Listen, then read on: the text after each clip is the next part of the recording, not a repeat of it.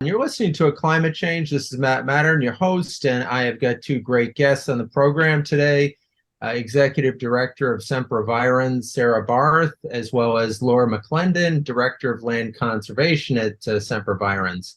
Sempervirens is a great organization that has saved tens of thousands of acres of redwood forests in California and helped create 6 state parks.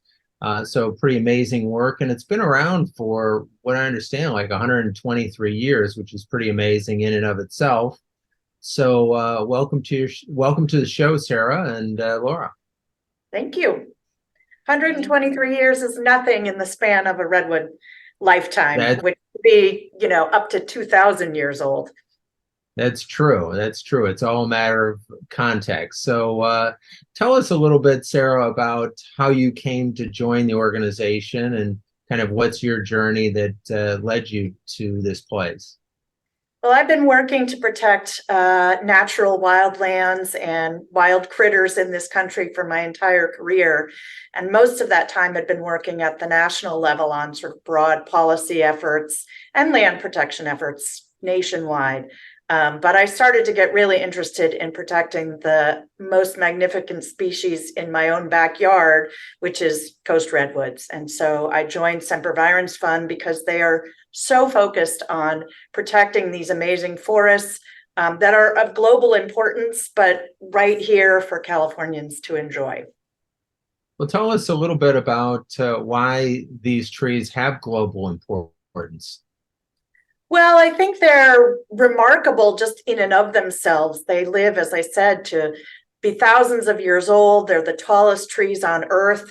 I think most people across age and culture find them really inspiring, humbling. They affect people at an emotional level. So they're pretty special in that regard, but they're also pretty incredible in terms of the amount of carbon dioxide that they can sequester. And so in that regard, they're an essential part of solving the climate change problem that we have globally.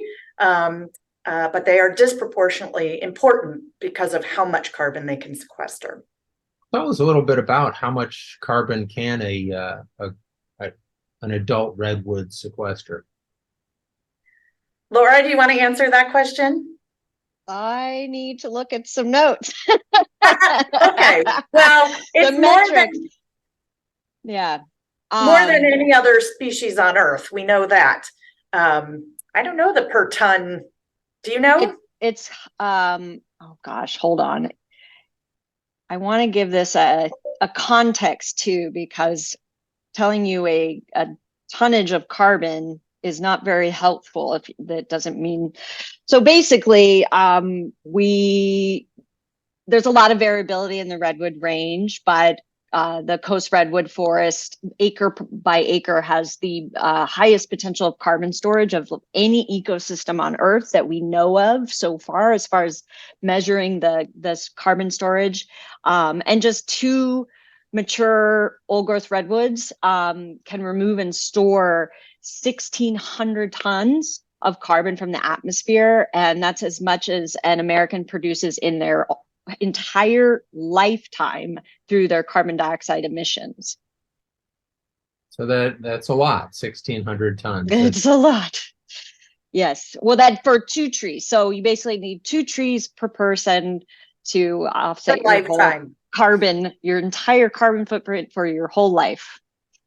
So in terms of the work that you're doing, what is the next step for you all in terms of, are you planting redwoods and other forest trees in the forest, or preserving just what is already growing and started?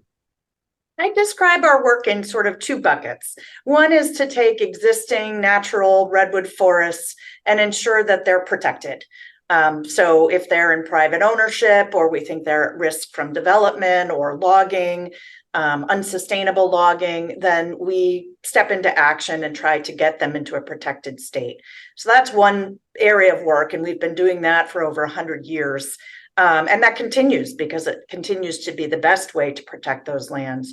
But the second way is to really restore the resilience of the forests that do exist. And in some cases, that includes replanting and adding to those forests. But mostly it's taking an existing base of forest that may have been degraded by human activities and working to restore its natural functions. And the reason for that is because the more healthy the forest is, the more naturally it functions in terms of its hydrology, its wildfire, etc., the greater the chance that that forest can remain resilient even in the face of climate change. I've read quite a bit about starting fires to kind of protect the forest, and yet that has some degree of danger. What is your organization, kind of your position on it, or if you're involved in those kinds of decisions at all? Yeah, we are involved both in terms of doing prescribed or controlled burns on our own properties, supporting controlled burns on lands in the region owned by public agencies. And we're interested in policy measures that can help make prescribed burning more possible. And the reason for that is, historically, naturally, redwood forests would burn regularly, but with low intensity, and it would help sustain the health of the forest, clearing out some of the underbrush, keeping some of that fuel buildup from increasing. And a lot of that was sustained actually through indigenous practices. And that all got interrupted about 100 plus years ago when indigenous folks were displaced and when European presence started to really try to control fire. And what we ended up with instead was when fires happened, which they inevitably do, they're catastrophic and they're at a level and an intensity that is extremely destructive, even to the redwoods themselves. And so the answer to that is to try to restore the normal low severity fire cycles into this landscape. And that's the way we're going to protect both the redwoods and all their carbon sequestration capabilities, as well as protect the surrounding communities, human communities, that are at risk from these more catastrophic fires. And Laura, I want to let you pipe up here because you can give much more detailed answers on some of these than I can.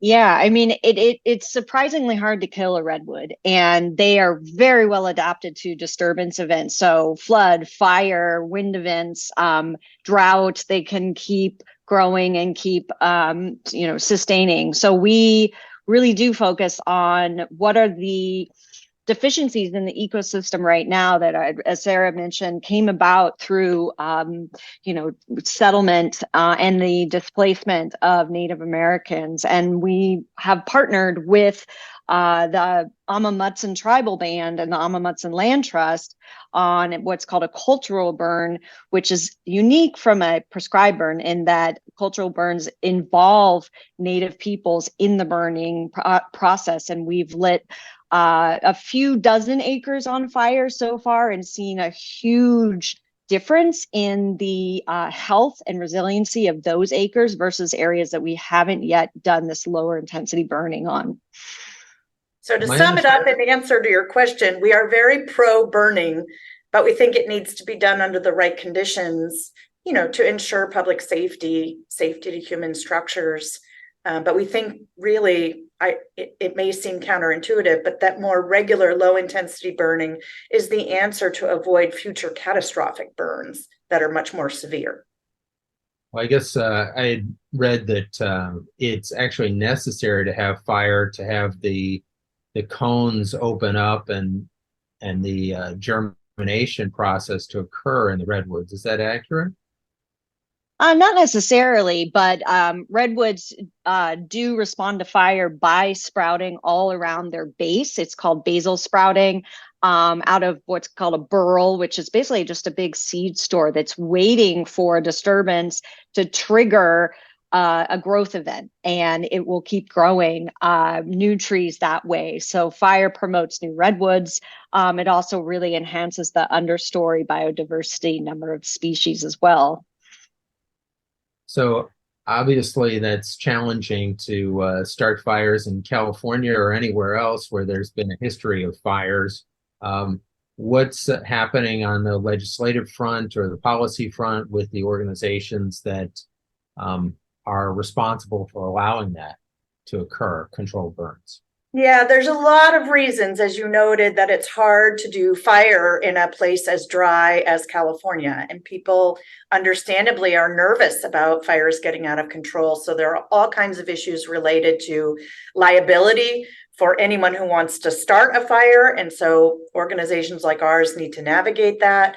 And the legislature is trying to make that easier for organizations and public agencies to do controlled burns in a safe way. So liability is an issue. You need to have resources. We won't do a burn on our property without having a ton of fire engines around the property in case the burn gets out of control. And so that's a limiting factor. And then, of course, there's concerns about air quality and just even the right conditions on the ground, the right temperature, the right moisture level. So the windows in which you can do burns are pretty limited. And so there are active discussions in the legislature about how to make it easier so that we can scale up across the state of California the amount of burning that we're doing. Well, you're listening to A Climate Change. I've got two great guests on the program, Sarah Barth and Laura McClendon from the Sempervirens Fund, which is protecting our redwoods here in California. We'll be right back after just these messages. Stay tuned. You're listening to A Climate Change. I've got Sarah Barth and Laura McClendon, both of Sempervirens Fund, which is protecting the redwoods throughout the state of California. Tell us a little bit about your efforts, Sarah and Laura, to protect additional tracts of redwoods throughout the state. Where do we stand on that front? Yeah, we are always looking to protect additional acreage where we can. And we've got a number of ongoing projects. We tend to prioritize, but not exclusively, properties that are adjacent to existing protected areas. So adding on to landscapes that are already, say, state parks or other kind of protected space is part of the strategy we use. We're also always looking for unique water features and other parts of the landscape that have variability, with the thinking being that with climate change, we're not sure what habitats or microhabitats are going to be most conducive to survival for redwoods and other species. So we look to provide increased variability in the properties that we protect. But at a big picture level, there's a big set of 3 state parks in the Santa Cruz Mountains: Año Nuevo, Big Basin Redwood State Park, and Butno State Park. And that's a major cluster of old growth redwoods. And we're really focused on trying to connect some of the remaining landscape between those parks, because it's incredibly important old growth habitat, and some of it's old growth, some of it's not, but it's not currently protected. And so bigger is better from a conservation standpoint, particularly in terms of building climate resilience. Laura, as the Director of Land Conservation, what's your role in all of that? My role is advising on what we should protect and in what prioritization. And we've been incorporating a lot more climate data into our acquisition prioritization. So what to protect and why. Climate's really gone to the top. So again, we're looking at climate refugia, where are the wetter places. We're looking at definitely protecting the remaining old growth redwoods, which there aren't that many old growth in the Santa Cruz Mountains that aren't already protected, but there still are a few hundred acres that we're targeting as essential for protection. So we're incorporating that. We're looking at wildlife movement and connectivity analysis. Where might wildlife move? Where are they being stymied? And making certain they have pathways between these big protected areas, parks, to move within and between, and many other really important factors too that we look at for deciding what to protect. And what was your kind of trajectory in life that led you to Sempervirens? I think first and foremost was just I've always loved nature. I've always loved animals. Spent a great deal outside as a kid, thanks to parents that were very supportive of that. Not everybody has that, but being exposed at a young age Saw redwoods when I was a little kid. I started at Sempervirens 17 years ago and really grew within the organization to where I am now, and just extremely passionate about the protection of this incredibly iconic species and their ecosystem. But I also look at it very holistically. I'm not just protecting a tree, I'm protecting all of the other plants, all the other tree species, all of the wildlife that live in this forest ecosystem, and all of the people that benefit from visiting it, from spending time in nature, and from getting clean air, clean water, and all of those other benefits as well. Certainly, as someone who has spent some time myself in the old growth forests of California, it is a very special place, and I certainly encourage everybody who hasn't been there to go check it out, because it is truly breathtaking to be in an old growth redwood forest. It is a spiritual experience, so definitely everybody should go do it. And if you haven't been there, go back recently, whatever. But I wanted to turn to how climate change is affecting the redwood forest, and what are you seeing kind of on the ground in terms of temperature changes and how that's affecting the redwoods there that you're closest to. Well, climate change in our region is real and manifests in a lot of different forms. We've seen the average temperature in the region go up by 2 degrees Fahrenheit, and it's projected to continue to go up another 2 to 5 degrees. We're seeing change in precipitation. The region suffered a monumental drought, and then all of a sudden experienced atmospheric rivers that were deluges of water. And so not only is precipitation getting more extreme, it's just more unpredictable in ways that the native species, including redwoods, haven't been adapted to. We're seeing change in fog patterns, which dramatically impacts coast redwoods. That's where they get much of their moisture. So between drought, temperature rise, change in fog patterns, we're starting to see major impacts in the region from climate change. And when you say major impacts, what does that look like? Well, I mean, redwoods are incredibly resilient. So it's not like people are going to come to our region and see a ton of dead redwoods immediately. But the trees are unquestionably under some significant stress. And we're noticing that in particular because individual trees are growing more slowly on an annual basis than they have in the past. We do core samples from redwoods where you can look at the tree pattern growth over the years, look at the tree rings, and we can see that in these drier, hotter years, they're just growing more slowly.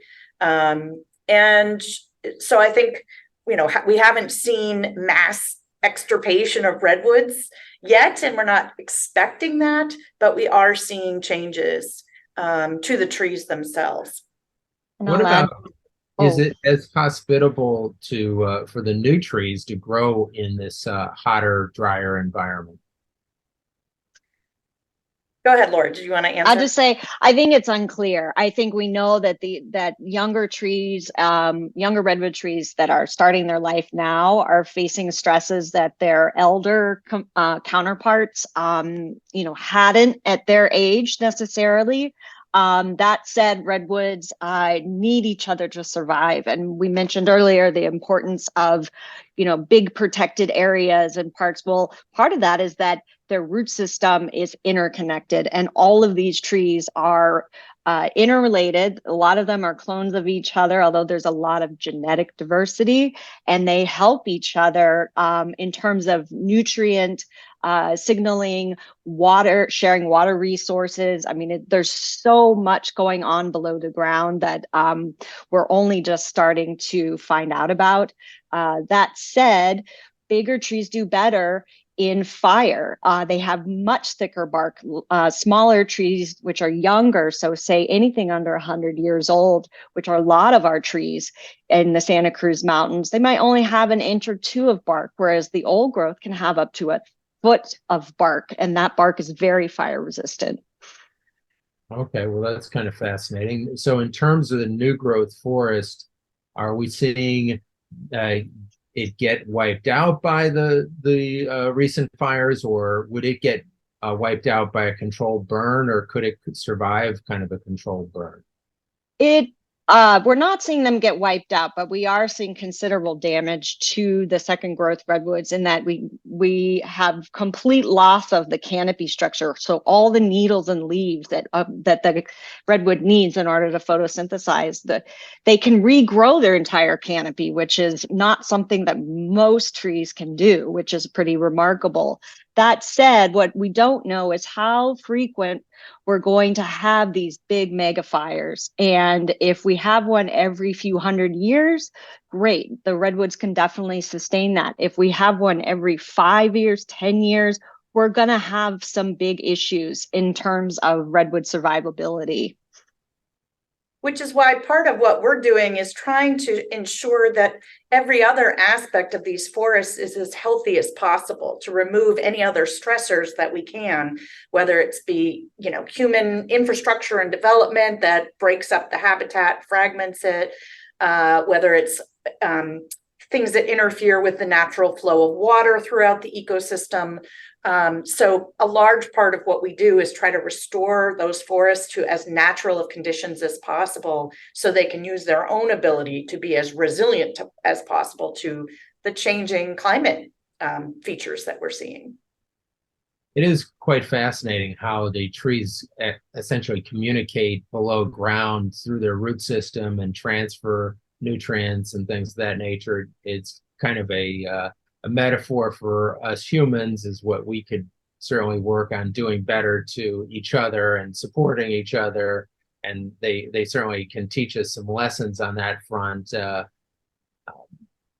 And a lot of people talk about those magnificent old growth trees as the mother trees, because they do function, not that fathers can't too, but they do function in a way akin to a human parent taking care of the younger saplings. And that is an area of research where they are learning more and more about how important those older trees are to the viability of the next generation of trees. Well, it's a fascinating subject, and you'll be stay tuned, everybody. We're going to be right back in just 1 minute. You're listening to A Climate Change. This is Matt Mattern, your host, and I've got Sarah Barth and Laura McClendon, who are with Sempervirens, and we'll be back in just 1 minute. You're listening to A Climate Change, and I've got Sarah Barth and Laura McClendon from Sempervirens, and we were just talking before the break about the interdependence of the trees upon each other, and kind of like to turn to the interdependence of the humans on the trees. And Sarah, maybe you could speak to that issue. Yeah, I think often even school kids are taught that forests are important for providing water and air quality, and that is true. But increasingly, we're understanding that these forests, and in particular redwood forests in the Santa Cruz Mountains, are really essential. Their health is intertwined with the health of the surrounding human communities, and it's not surprising if you think of it.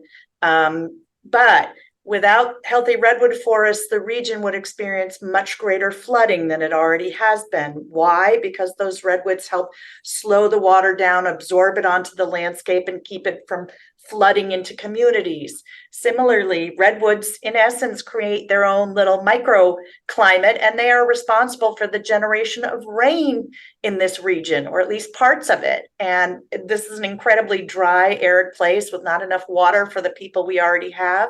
And if we lose our redwood forests, we're going to have a lot less rain in the region. Wildfire, it has been a huge threat to the human communities. And these forests are very resilient to wildfire. They're able to not navigate, it's the wrong word, but if they are well managed and there is regular low severity fire in these forests, there is a greater likelihood that the surrounding human communities are going to be protected from catastrophic fire. So, and more fundamentally at a macro level, these forests, as we started out the podcast discussing, absorb such a huge amount of carbon that they are, contributing at a national, global level to carbon carbon emission reduction, which is, of course, a macro level threat to the people of our region. So for a lot of reasons, these trees are essential to the surrounding community's health and well-being. Yeah, and I guess the thing that we should all be concerned about is the devastating fires that have run through, these communities and many other communities throughout California and throughout the U.S. And around the world. What can we do to kind of prevent these mega fires that have been burning, kind of nonstop, seems like, for the last few years? Or I you can want to? go. Yeah, Yeah, I think really key to prevention of mega fires, or at least mitigation of them, is promotion of prescribed fire and lower intensity fire. We have a lot of very supportive local communities in the Santa Cruz Mountains who get that fire is essential in low intensity burns to keeping the forest healthy and defending their own homes. But statewide, nationwide, there's still a lot of resistance of burning, mainly because of the smoke it produces and just the fear and the unknowns around why is this being done and can it be controlled. And so we need to do a lot more education of the public at large about, we need to have a little bit of smoke pretty much every year in order to avoid these mega events that have just devastating impacts on the forest, but also on the air quality and our and water capacity of our forest to take in water and store it for us. I guess the question I have in terms of scaling, when one drives through the forest in California, you just see miles and miles and miles of forest, and it just, it's a tremendous resource, and yet the challenge of managing that amount of forest and doing prescribed burns through hundreds of square miles is a gargantuan challenge. So maybe one of you can address that as to how do we realistically do that? I think that is the challenge of this era for people who care about conservation, not just in California, but across, well, much of the United States, certainly across much of the American West. It's not just a challenge in redwood forests. It's true across the Sierra and elsewhere. And I don't have an exact answer, except it's going to take a multi-pronged approach that includes educating the public, getting private landowners to be much more proactive about managing their own properties. It's going to take conversations at the community level about how and where people are living and how close they live to forests to protect themselves from those fires. It's about thinning forests strategically so that they can be more healthy and less prone to extreme fires. It's really going to take multiple levels of effort. And there are certainly discussions both in Sacramento and in Washington, D.C. among government leaders about how we do more of that. Some of that is providing funding. And we've seen both the state and the feds do that. But a lot of it is overcoming some of the community resistance and just putting in place the capacity, the skills that are needed to do the kinds of forest management that we're talking about. Right now in California, a large part of forest fire fighting and prescribed burning is done by prisoners in our state prison system. And regardless of whether that's a good or bad thing, it just tells you that if we're turning to that community to staff this, we have a problem, and we need way more people who are skilled and trained to do that, to do those kinds of that kind of work. I think the manpower issue or human power issue is the biggest, one of the biggest obstacles. We just need more people trained to not only, fight mega fires, but also to prevent them in terms of lighting these low intensity prescribed fires and do forest management at a bigger scale. We cannot, nor should we necessarily go and treat every single acre. That's a lot of ground disturbance. We can't do that all at once. But what we need to do is return a regime of fire disturbance that will prevent these mega fires. And it just requires a lot of boots on the ground. Yeah, that's kind of what I was thinking, and I'm glad that I'm not completely delusional on that front, that it seems like it's a gargantuan job. And I guess the question is, well, how do you map out what are the most important areas to target first? Because we clearly have a lack of resources to do it everywhere all at once. So do you know of any organization that's really mapping it to determine, hey, this area is the most prone to a mega fire, and how do we protect that area? Well, for sure, we're doing that on our properties. I know State Parks is doing it on their properties. I think every major landowner in the state who is at all responsible is thinking about these questions. And the very short answer is, among other things, we have to think first about where do we reduce the risk to human communities and work backwards from there. Even achieving that is a major goal, a major task. But some of it's also informed by where there are extremely rare species or particular places where we know historically fire has burned over and over and over again, where that the risk is more severe. And there's a variety of hydrological and topographical issues that help us understand where fire is likely to get more extreme. I don't know, Laura, you may have other things you want to mention, but you're 100% right, Matt, that this is a gargantuan task. It needs to be prioritized, and we need to sort of triage within the work that we're doing. That's a very good way to put it, Sarah, is we are triaging in a lot of ways, but we really do need more support from the public, from the state, in order to deploy more people and have less barriers politically in order to do the work that's needed to restore resiliency and protect these ecosystems and protect our human communities as well. So in terms of kind of pivoting a little bit to this trillion trees idea that one hears a fair amount about in different publications, what are your positions about that, and are you in support of it? And if so, what types of things are you doing to support that goal? Yeah, I mean, in general, we think more trees are good, but it needs to be the right trees. In the Bay Area, we have a history of eucalyptus having been planted, well-intentioned, and now each eucalyptus tree is like a little big gas tank ready to explode when fire hits it. And that's not the kind of species we need. We need the species that were historically here and are equipped and adapted to live here. So Sempervirens does plant new trees. In fact, we had a big project in Castle Rock State Park where we were planting black oak.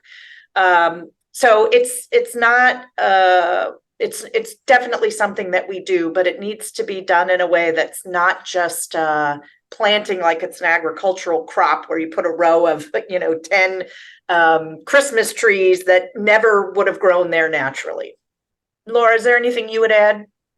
I would add that there's a great opportunity, I think, on the margins of the Redwood Range to potentially look at expanding the range northernly and in areas that maybe redwoods would adapt to with climate change. So that's where new plantings might be beneficial.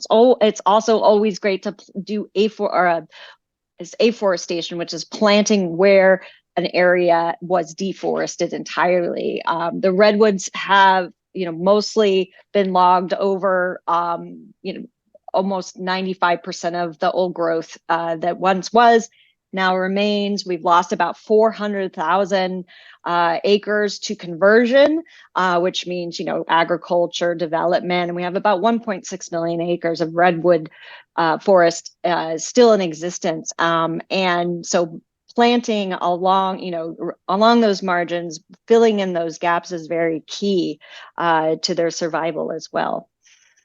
But the highest priority is to protect the existing natural forests that are currently unprotected, right? Because they've already got to start a jump on things.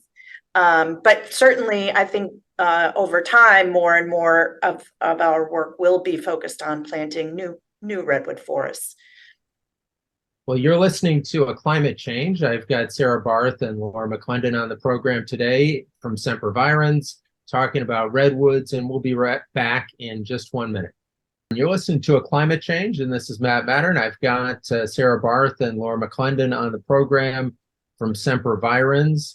And Sarah and Laura, tell us a little bit about this climate resilience bond that's working its way through the state legislature, and how would that affect both your organization and California as a whole? Yeah, I mean, climate resilience is an issue up and down the state of California, and it plays out in different ways on the coasts, in the redwoods, amongst our oak woodlands, in our deserts. And so there's an effort in the state legislature to put together a climate resilience bond.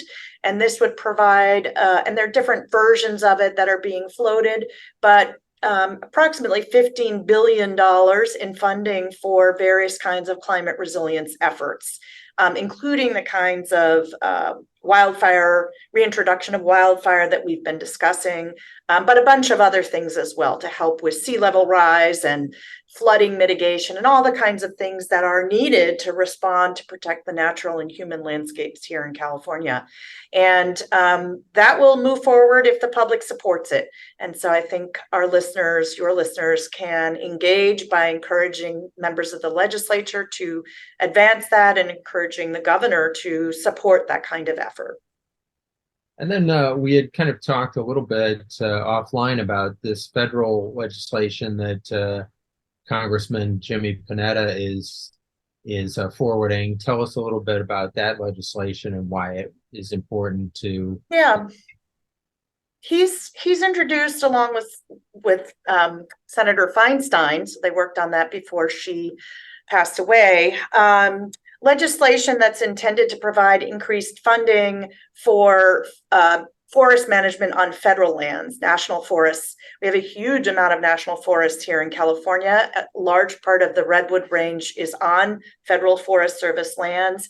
And so this legislation was intended to help provide more funding and expedite the work that is being done on federal forest lands to deal with climate resilience, to enhance climate resilience. So that's an important effort. I know that a number of people, have been pushing for 50% of all lands to be wild by 2050, and the current effort in California is 30% by 2030. Where are we at right now, and are we on a path that we could put aside 30% of California lands by 2030? Yeah, well, we're of course going to support 50% by 2050, but let's first get to 30% by 2030. And in our region, the Santa Cruz Mountains region, we're actually doing pretty well. And Sempervirens has used that framework to help drive our own goals for additional land we'd like to protect in order to reach that target of 30%. And if you look at the whole state overall, I think I don't know if we're on track to succeed, but we're certainly, it's reachable, right? It's not a complete moonshot. But what it's going to take is two things. One, additional public funding and private funding, such as Sempervirens provides, to purchase those lands to ensure they're protected, to reach that 30% of land protected by 2030. And secondly, I think there needs to be a greater effort to streamline some of the bureaucracy that exists at the state level that makes it hard for lands to be protected and turned into public lands where they can be managed appropriately. And so I think both things need to occur if we're going to reach that 30 by 30 goal. Certainly there seems to be political will for that. I think the question is whether those changes and that amount of funding can happen fast enough. Tell us a little bit about the nuts and bolts of purchasing these redwood forest areas in terms of cost. I mean, how much would it cost to purchase a 10-acre tract or a 100-acre tract? Well, I'll let Laura give you the details on that, but I will just tell you, as someone who has to fundraise for those purchases, this is some of the most expensive acreage to protect anywhere in the country and maybe anywhere in the world. And the reason is we're paying for not only the real estate value, the development value of the land in question, and we're competing with very wealthy people who'd like to have a second home in the Santa Cruz Mountains, but we're also paying for the timber value of those redwoods, which is incredibly valuable. So it's crazy expensive to protect land in this region. Laura, do you want to tell them what the most recent cost per acre is? Yeah, it is, as Sarah said, we are protecting some of the most costly land in probably in the entire world at the footstep of Silicon Valley, and we're looking at prices that are anywhere from I would say $8,000 to $20,000 per acre, if not even greater. And interestingly enough, the smaller the property, usually the higher the cost per acre we find. So it really is more cost effective for us to go after much larger properties. That said, we consider all ranges of size of the properties and their characteristics in order to create, a very thriving, protected, connected forest ecosystem. So in terms of buying something now, do you have properties that you're working on purchasing at the moment? And are you fundraising for them now? And how much is it going to cost to buy these lands? Yeah, that's the bread and butter of our work since 1900. It was really about buying land from willing sellers. So we're a nonprofit organization. We're non-governmental. So we work in partnership with private landowners who want to sell their properties outright, or who want to sell or donate, although most of the time we are purchasing them at a cost. And then landowners who may not want to part from their land entirely, but are willing to give up certain rights, like future development rights, future timber rights. I mean, that's called a conservation easement that we purchase, which is several of those sticks in the bundle of rights, and a more cost-effective way actually to protect a large amount of acreage than just fee acquisition. But we do pursue many tools in order to protect as much acreage as possible. Just to give you a specific example, we've been in active dialogue with property owners who have about 1,000 acres that we're very interested in. And that price tag looks to be around $15 million. So if anybody who's listening has got an extra 15 million or any part of 15 million, please give Sempervirens a call. Yes, we can put it to good use. 1,000 acres is a lot of land, about almost 2 square miles of redwood. So that's an amazing piece of property to protect for future generations, to have these trees, which I think any of us who've experienced being in a redwood forest know how special that is. Yeah, they're irreplaceable. So tell us a little bit, as to our listeners, I would love to leave them with a call to action as to what they can do to get involved with your organization or other organizations, and maybe weave a little bit in as to maybe what your experience is in that domain, whether for yourself or other volunteers. Well, I would encourage people to check out our website, which is sempervirens.org. And on that, you can find, first of all, a lot more information about the issues we've been talking about. We've got a detailed climate action plan on it and a whole series about climate and redwoods. So if you want to learn more.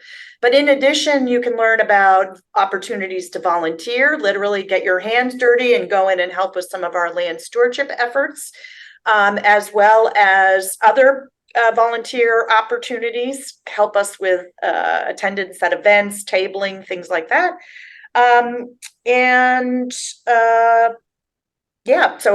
The other thing on our website that you'll find is where there are opportunities to engage in the policy process and lend your voice to the political discussions that impact the future of redwoods. Sure. And Laura, last words for our audience? I would say that the solutions for mitigating climate change are already in front of us. These natural solutions, and the best way that any individual can promote that is by supporting conservation groups that are protecting land, protecting redwoods, especially Sempervirens Fund. But there are so many groups that are doing this incredible work, and it's very effective. And we just need to keep scaling it up in order to protect our forests and natural resources. Well, thank you both, Sarah and Laura, for being on the program and sharing with us the great work that you're doing at Semper Virens, and certainly call to action for all of us to step up and do more because our whole world is at stake. So it seems like we can all do more. Everybody follow us at climatechange.com. You can check out old episodes there or on Apple Music or Spotify, iHeartRadio. We've got all the episodes up there. Check us out. Send requests for questions or guests that we can interview in the future. We've really enjoyed having both Sarah and Laura on the program, and hopefully we can have you back at some time in the future. Thank you for having us, and thank you for your interest in the redwoods. Okay. Thank you, and everybody have a great week.